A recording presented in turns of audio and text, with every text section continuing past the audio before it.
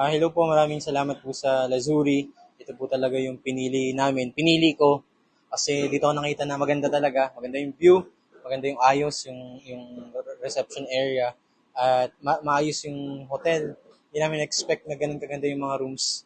Parang sa kung titingin mo, parang hindi ka mag-expect ng ano, pero pag tingin mo dun ng mga rooms, ang gaganda pala pag nakakita namin. Tapos yung mga coordinators during the event, ang napakaagap nila sa mga, lalo na sa pagsiset up ng mga essentials kanina, si ma'am kanina.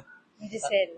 Tapos yung basta yung arrangement nito, yung pag-cater ng mga guests nung kami, kasi medyo na-late kami, pero napakagaling nilang mag-handle. Yeah, thank you, Lazuri. Kasi sobrang saya.